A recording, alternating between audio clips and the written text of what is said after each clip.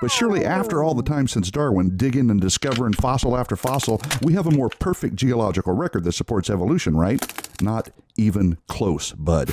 But the thing is that the fossil record that we've been able to put together has only further supported evolution. And this is recognized by, paleontologists, biologists, like everybody recognizes the benefit of having a fossil record and what the fossil record points us to. Now, as far as the finer aspects of how did organisms evolve? What were the mechanisms involved in this evolution? How exactly did these species deviate and all this other stuff? Those are the kinds of discussions that are being had. Apologists like this like to take, and I guess I'm speaking about the further, the stuff that I wasn't able to cut into this video that they discuss in their review of Forrest's video. They take more people out of context and they try to say, oh, well, look, these scientists, they agree with us that the fossil record doesn't prove evolution. And that's just simply not true, because we have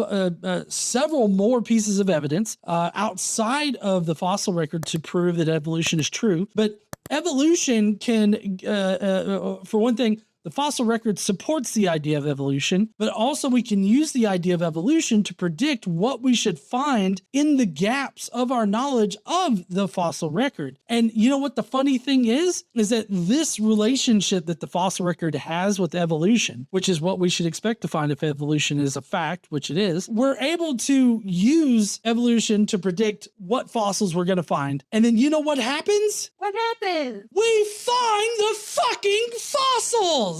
It's happened with Tiktaalik. It's happened with multiple other fossils. We've been able to use evolution to prove what fossils, or well, no, not prove, but to hypothesize what kind of fossils should we find here. And you know what? Fuck it if we don't find those fossils. So this is a tightly coupled dependency there, because evolution is a fact. Even back then, let's say there were no fossils. Okay, well then he has no evidence at all. Zero. He has none now.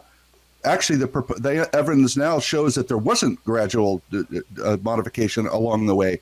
But I don't get that point. So, so even if we didn't have fossils then, even if we didn't have fossils then, we still know that it's true because we know that evolution is true, and that's a point that we'll get to in the future. But because of the fossil record that we don't have any evidence for because there's no fossils. No. They're trying to make it sound circular, right? But in actuality, the fossil record supporting the idea of evolution comes from the fact that we find these fossils of organisms that seem to share traits. And evolution can clue us into, how those species deviated, or what, we can use evolution to hypothesize, well, if this group has this trait and this group has that trait, then we should find a previous ancestor that should have either both traits or some kind of mix of both traits, or however, whatever trait we're talking about. We should see a progenitor of that trait, something that precedes that, right? And so we can use evolution to hypothesize what should be there. And because we do find it, that further reinforces that evolution has is a predictive model, which is one of the key characteristics of scientific theories. Well, it's not circular like they're trying to make it out to be. It's just that with us consistently finding fossils throughout time, it's only further reinforced the explanatory and predictive nature of evolution. And that's how it supports evolution. Listen to how two renowned evolutionary biologists summarize the truth. Instead of finding the slow, smooth, and progressive changes, they saw in the fossil record rapid bursts of change, new species appearing seemingly out of nowhere and then remaining unchanged for millions of years, patterns hauntingly reminiscent of creation. Well, yes, because once you identify a species, then that species is that species. When a species starts to change and they start exhibiting new traits, we find that this species is somewhat like this species, then we know that this species branched off of that original species. So for him to say, oh, well, this species started to exist here and then they remained unchanged. There was a group of organisms that pretty much stayed the same as far as being the same species. Sure, the species started to exist and they continued on existing until they existed no more. Does that mean that there was no change? That there was no change that was experienced? That there were no branches that came off of that species that changed a little bit into a different species? No. That's the basic assumption that they're making here, is that once there's a species, there is a species, and that, yeah, there's this other species that pops up chronologically after the first species, and it looks a lot like that original species, but morphologically, it's somewhat different. They have different traits about it and everything like that, enough to say that it's a different species, so obviously they have nothing to do with one another. That's the assumption that they're making here, and that's just a bullshit assumption. It's a bullshit assumption to assume that one species exists and it has no relation to other animals. They need to prove that, which they can't. Populations of animals change over time. And sure, once a species is a species, it stays that species for the entire span of that population's existence, that particular species' existence. They will always be that species. But that doesn't mean that their population doesn't change and become some different population.